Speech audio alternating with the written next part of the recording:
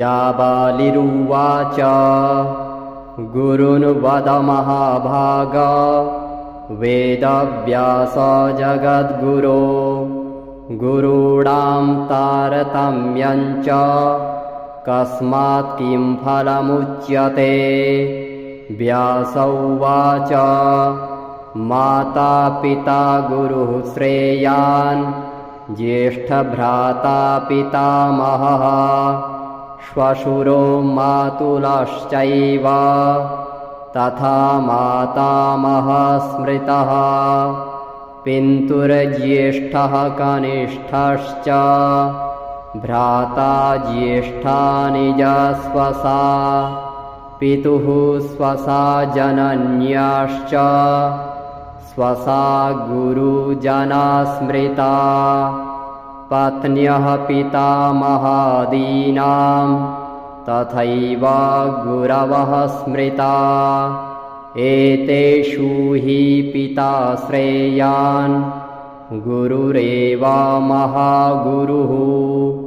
पिता धर्मः पिता स्वर्गः पिता हि परमं तपः पितरि प्रीतिमापन्ने प्रीयन्ते सर्वदेवता पिता यस्य क्वचिदृष्टो न तस्य कस्यचिद्गतिः जपोदानं तपो होमः स्नानं तीर्थक्रियाविधिः वृथैव तस्य सर्वाणि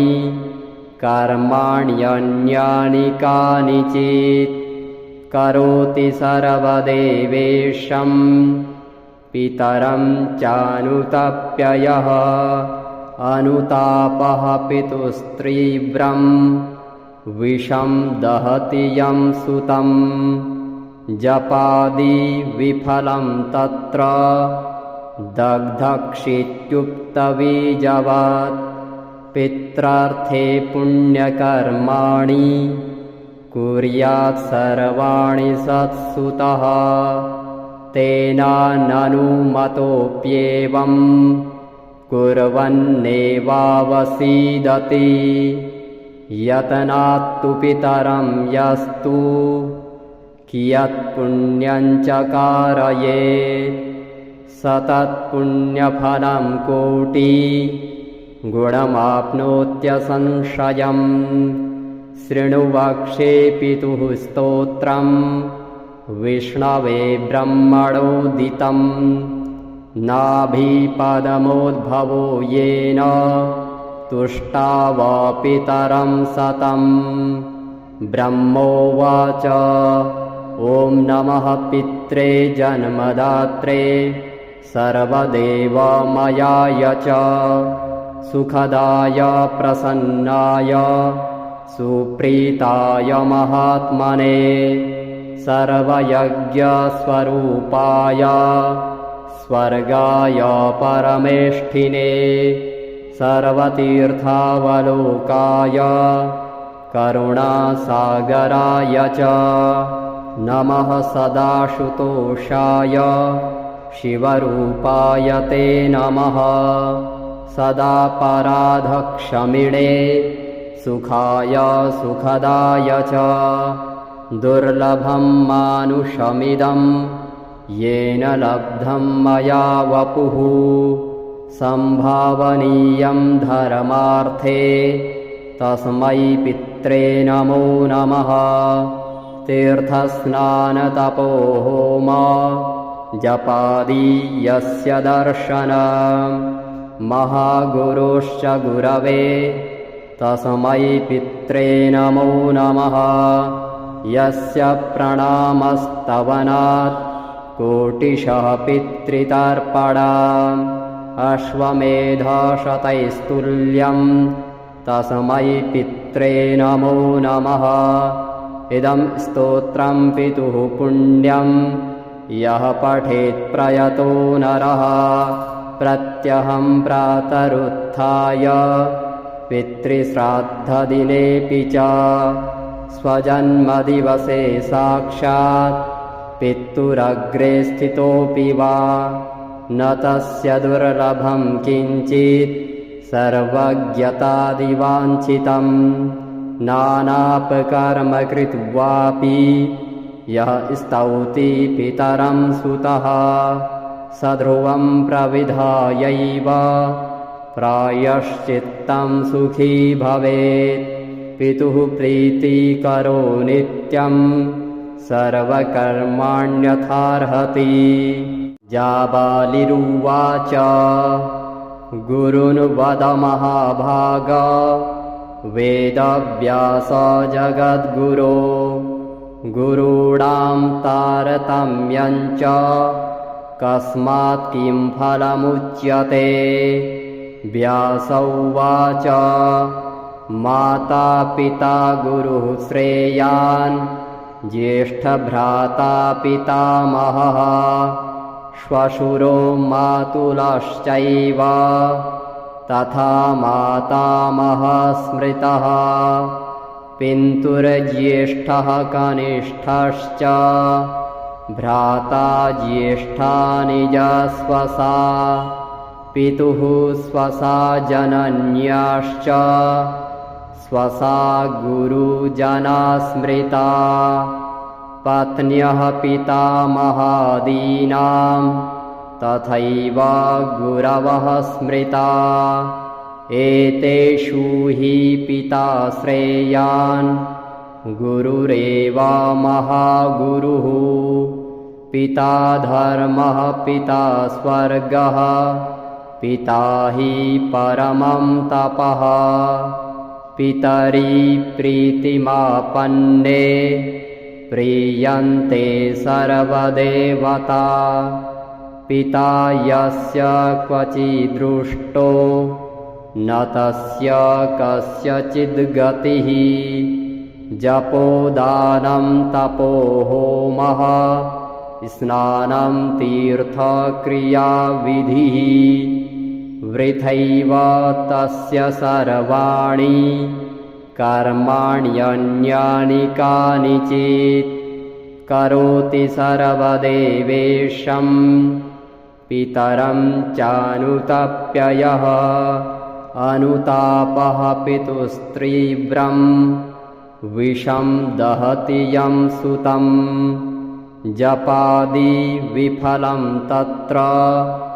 दग्धक्षित्युक्तबीजवत् पित्रार्थे पुण्यकर्माणि कुर्यात् सर्वाणि सत्सुतः तेन ननुमतोऽप्येवं कुर्वन्नेवावसीदति यतनात्तु पितरं यस्तु कियत्पुण्यं च कारयेत् स तत्पुण्यफलं कोटि गुणमाप्नोत्यसंशयम् शृणु वक्षे पितुः स्तोत्रं विष्णवे ब्रह्मणोदितं नाभिपदमोद्भवो येन तुष्टाव पितरं सतं ब्रह्मोवाच ॐ नमः पित्रे जन्मदात्रे सर्वदेवमयाय च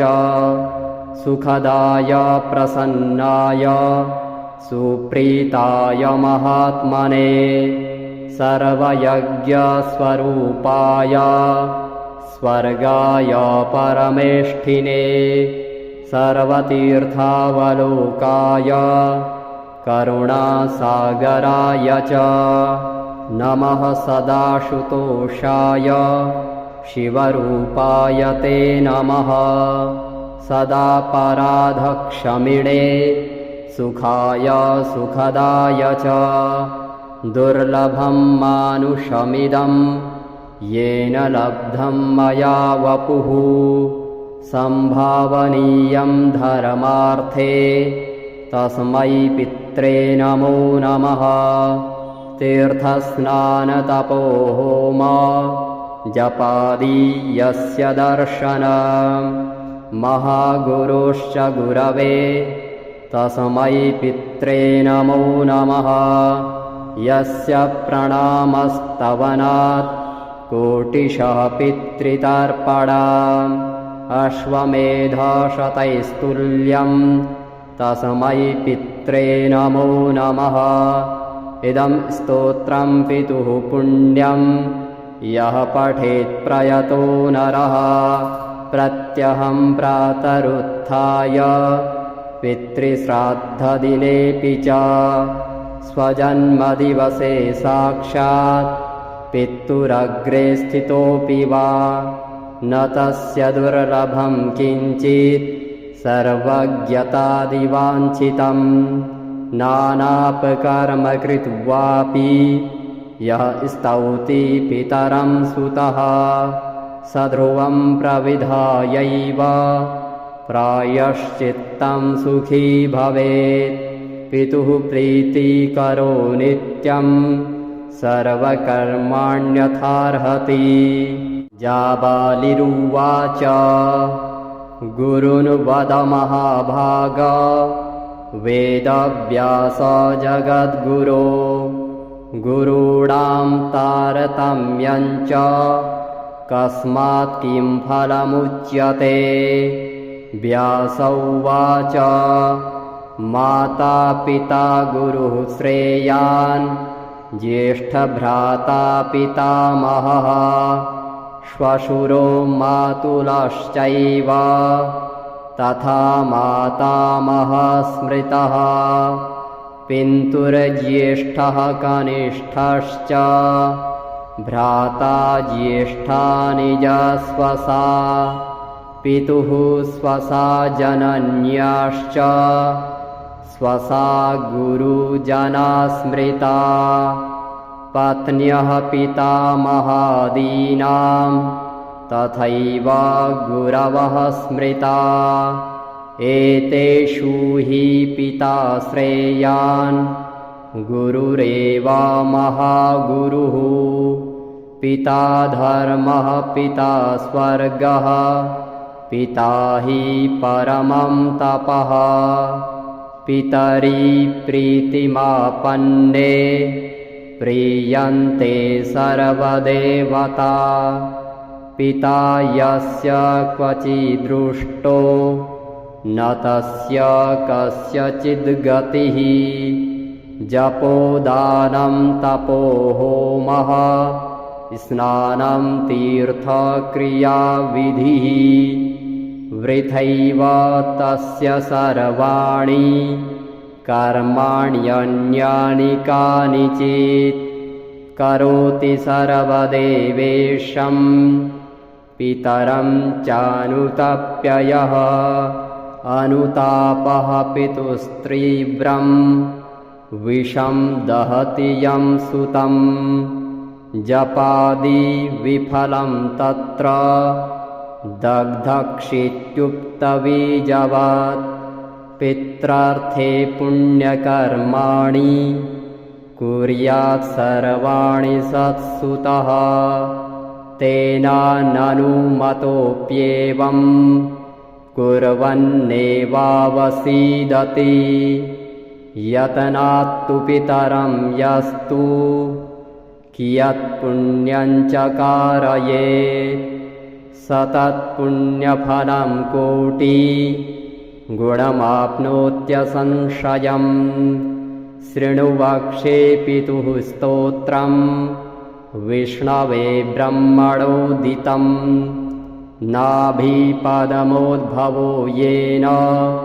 तुष्टाव पितरं सतं ब्रह्मोवाच ॐ नमः पित्रे जन्मदात्रे सर्वदेवमयाय च सुखदाय प्रसन्नाय सुप्रीताय महात्मने सर्वयज्ञस्वरूपाय स्वर्गाय परमेष्ठिने सर्वतीर्थावलोकाय करुणासागराय च नमः सदाशुतोषाय शिवरूपाय ते नमः सदा पराधक्षमिणे सुखाय सुखदाय च दुर्लभं मानुषमिदं येन लब्धं मया वपुः सम्भावनीयं धर्मार्थे तस्मै पित्रे नमो नमः। तीर्थस्नानतपोहोम जपादि यस्य दर्शनं महागुरुश्च गुरवे तस्मै पित्रे नमो नमः। यस्य प्रणामस्तवनात् कोटिशः पितृतर्पणम् अश्वमेधशतैस्तुल्यं तस्मै पित्रे नमो नमः। इदं स्तोत्रं पितुः पुण्यं यः पठेत् प्रयतो नरः प्रत्यहं प्रातरुत्थाय पितृश्राद्धदिनेऽपि च स्वजन्मदिवसे साक्षात् पितुरग्रे स्थितोऽपि वा न तस्य दुर्लभं किञ्चित् सर्वज्ञतादिवाञ्छितं नानापकर्म कृत्वापि यः स्तौति पितरं सुतः स ध्रुवं प्रविधायैव प्रायश्चित्तं सुखी भवेत्। पितुः प्रीतिकरो नित्यं सर्वकर्माण्यथार्हति। जाबालिरुवाच गुरून् वद महाभाग वेदव्यास जगद्गुरो गुरूणां तारतम्यं च कस्मात् किं फलमुच्यते। व्यास उवाच माता पिता गुरुः श्रेयान् ज्येष्ठभ्राता पितामहः श्वशुरो मातुलश्चैव तथा मातामहः स्मृतः पितुर्ज्येष्ठः कनिष्ठश्च भ्राता ज्येष्ठा निजस्वसा पितुः स्वसा जनन्याश्च स्वसा गुरुजना स्मृता पत्न्यः पितामहादीनां तथैव गुरवः स्मृता एतेषु हि पिता श्रेयान् गुरुरेव महागुरुः पिता धर्मः पिता स्वर्गः पिता हि परमं तपः पितरि प्रीतिमापन्ने प्रीयन्ते सर्वदेवता पिता यस्य क्वचिदृष्टो न तस्य कस्यचिद्गतिः जपोदानं तपो होमः स्नानं तीर्थक्रियाविधिः वृथैव तस्य सर्वाणि कर्माण्यन्यानि कानिचित् करोति सर्वदेवेशं पितरं चानुतप्ययः अनुतापः पितुस्तीव्रं विषं दहति यं सुतं जपादि विफलं तत्र दग्धक्षित्युक्तबीजवत् पित्रार्थे पुण्यकर्माणि कुर्यात् सर्वाणि सत्सुतः तेन ननुमतोऽप्येवं कुर्वन्नेवावसीदति यतनात्तु पितरं यस्तु कियत्पुण्यं च कारयेत् स तत्पुण्यफलं कोटि गुणमाप्नोत्यसंशयम् शृणु वक्षे पितुः स्तोत्रं विष्णवे ब्रह्मणोदितं नाभिपदमोद्भवो येन तुष्टाव पितरं सतं ब्रह्मोवाच ॐ नमः पित्रे जन्मदात्रे सर्वदेवमयाय च सुखदाय प्रसन्नाय सुप्रीताय महात्मने सर्वयज्ञस्वरूपाय स्वर्गाय परमेष्ठिने सर्वतीर्थावलोकाय करुणासागराय च नमः सदाशुतोषाय शिवरूपाय ते नमः सदा पराधक्षमिणे सुखाय सुखदाय च दुर्लभं मानुषमिदं येन लब्धं मया वपुः संभावनीयं धर्मार्थे तस्मै पित्रे नमो नमः तीर्थस्नानतपोहोम जपादि यस्य दर्शनं महागुरुश्च गुरवे तस्मै पित्रे नमो नमः यस्य प्रणामस्तवनात् कोटिशः पितृतर्पणाम् अश्वमेधशतैस्तुल्यं तस्मै पित्रे नमो नमः इदं स्तोत्रं पितुः पुण्यं यः पठेत् प्रयतो नरः प्रत्यहं प्रातरुत्थाय पितृश्राद्धदिनेऽपि च स्वजन्मदिवसे साक्षात् पितुरग्रे स्थितोऽपि वा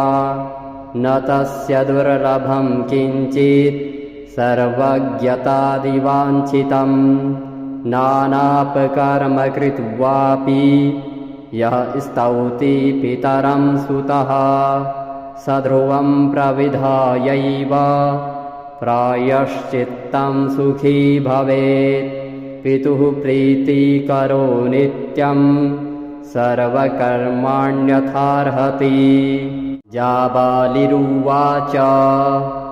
गुरुन् वद महाभाग वेदव्यास जगद्गुरो गुरूणां तारतम्यं च कस्मात् किं फलमुच्यते व्यास उवाच माता पिता गुरुः श्रेयान् ज्येष्ठभ्राता पितामहः श्वशुरो मातुलश्चैव तथा मातामहः स्मृतः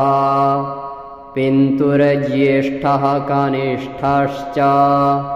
भ्राता ज्येष्ठा निजस्वसा पितुः स्वसा जनन्याश्च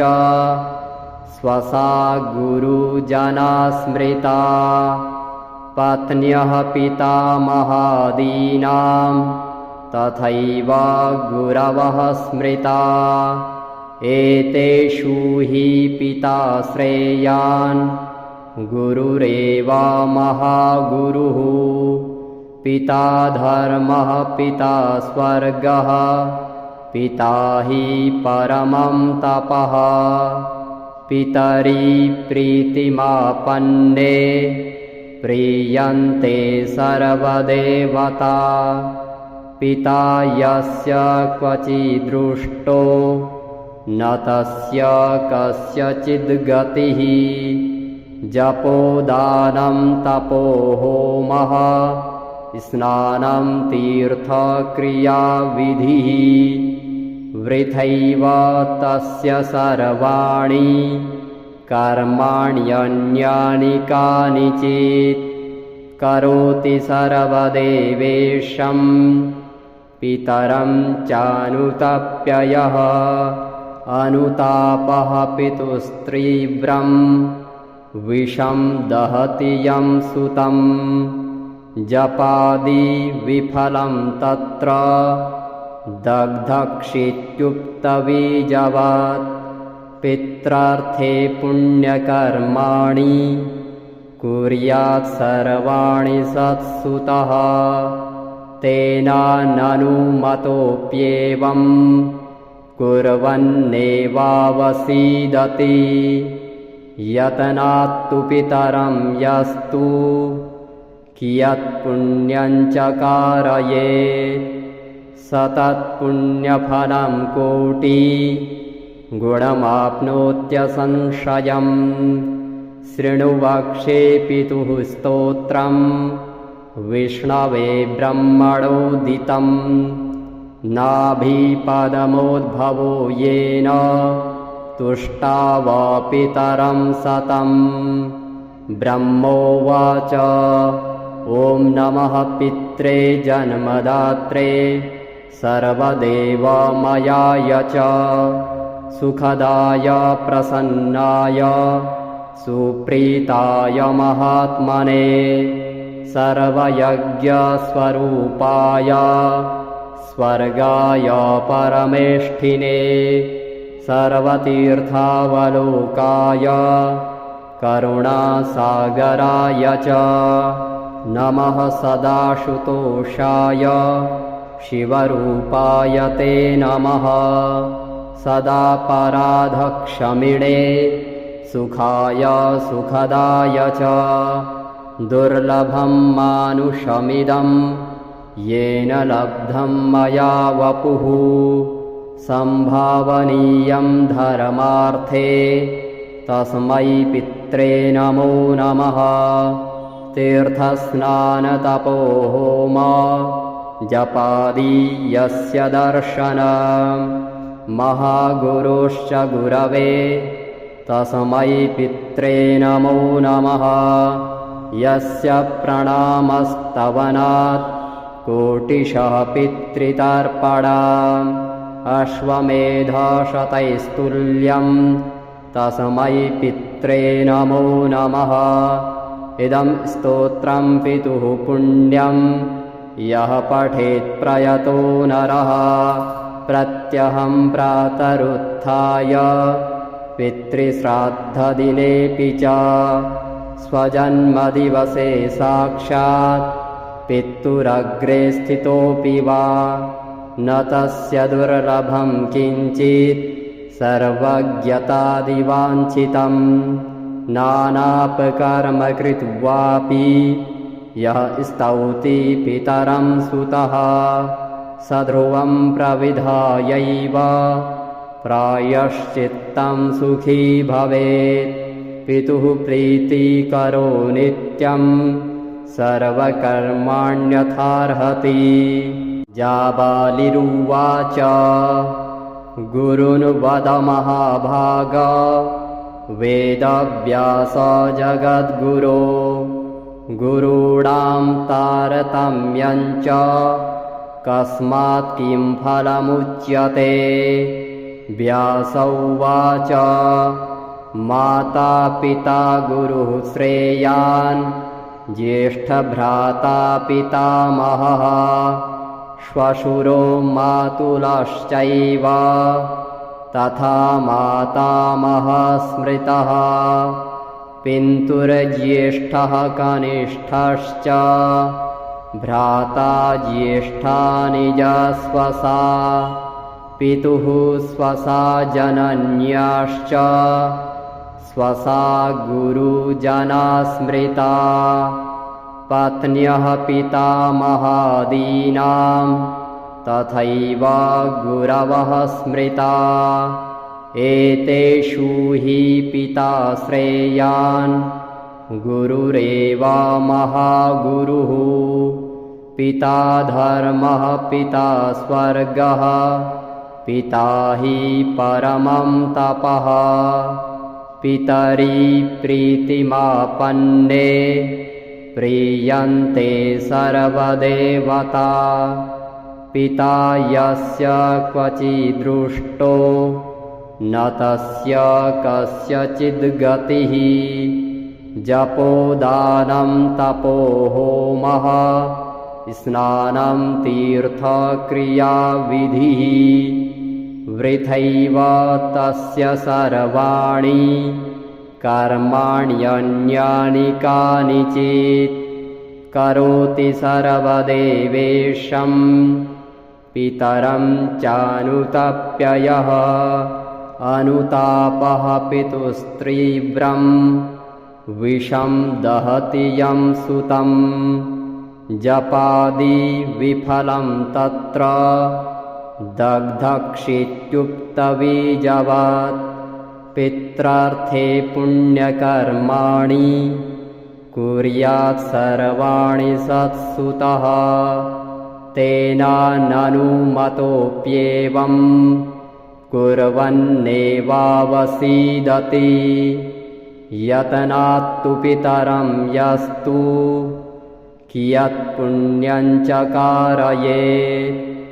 स तत्पुण्यफलं कोटिगुणमाप्नोत्यसंशयम् शृणु वक्षे पितुः स्तोत्रं विष्णवे ब्रह्मणोदितं नाभिपदमोद्भवो येन तुष्टाव पितरं सतं ब्रह्मोवाच ॐ नमः पित्रे जन्मदात्रे सर्वदेवमयाय च सुखदाय प्रसन्नाय सुप्रीताय महात्मने सर्वयज्ञस्वरूपाय स्वर्गाय परमेष्ठिने सर्वतीर्थावलोकाय करुणासागराय च नमः सदाशुतोषाय शिवरूपाय ते नमः सदा पराधक्षमिणे सुखाय सुखदाय च दुर्लभं मानुषमिदं येन लब्धं मया वपुः सम्भावनीयं धर्मार्थे तस्मै पित्रे नमो नमः तीर्थस्नानतपोहोम जपादि यस्य दर्शनं महागुरोश्च गुरवे तस्मै पित्रे नमो नमः यस्य प्रणामस्तवनात् कोटिशः पितृतर्पणम् अश्वमेधशतैस्तुल्यं तस्मै पित्रे नमो नमः इदं स्तोत्रं पितुः पुण्यं यः पठेत् प्रयतो नरः प्रत्यहं प्रातरुत्थाय पितृश्राद्धदिनेऽपि च स्वजन्मदिवसे साक्षात् पितुरग्रे स्थितोऽपि वा न तस्य दुर्लभं किञ्चित् सर्वज्ञतादिवाञ्छितं नानापकर्म कृत्वापि यः स्तौति पितरं सुतः स ध्रुवं प्रविधायैव प्रायश्चित्तं सुखी भवेत् पितुः प्रीतिकरो नित्यं सर्वकर्माण्यथार्हति जाबालिरुवाच गुरून् वद महाभाग वेदव्यास जगद्गुरो गुरूणां तारतम्यं च कस्मात् किं फलमुच्यते व्यास उवाच माता पिता गुरुः श्रेयान् ज्येष्ठभ्राता पितामहः श्वशुरो मातुलश्चैव तथा मातामहः स्मृतः पितुर्ज्येष्ठः कनिष्ठश्च भ्राता ज्येष्ठा निजस्वसा पितुः स्वसा जनन्याश्च स्वसा गुरुजना स्मृता पत्न्यः पितामहादीनां तथैव गुरवः स्मृता एतेषु हि पिता श्रेयान् गुरुरेव महागुरुः पिता धर्मः पिता स्वर्गः पिता हि परमं तपः पितरि प्रीतिमापन्ने प्रीयन्ते सर्वदेवता पिता यस्य क्वचिदृष्टो न तस्य कस्यचिद्गतिः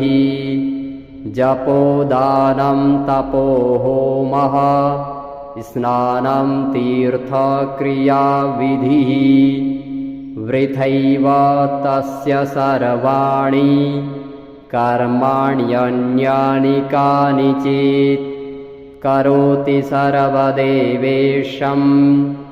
पितरं चानुतप्ययः अनुतापः पितुस्तीव्रं विषं दहति यं सुतं जपादि विफलं तत्र दग्धक्षित्युक्तबीजवत् पित्रार्थे पुण्यकर्माणि कुर्यात् सर्वाणि सत्सुतः तेन ननुमतोऽप्येवं कुर्वन्नेवावसीदति यतनात्तु पितरं यस्तु कियत्पुण्यञ्च कारयेत् स तत्पुण्यफलं कोटि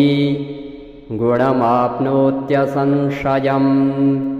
शृणु वक्षे पितुः स्तोत्रं विष्णवे ब्रह्मणोदितं नाभिपदमोद्भवो येन तुष्टाव पितरं सतं ब्रह्मोवाच ॐ नमः पित्रे जन्मदात्रे सर्वदेवमयाय च सुखदाय प्रसन्नाय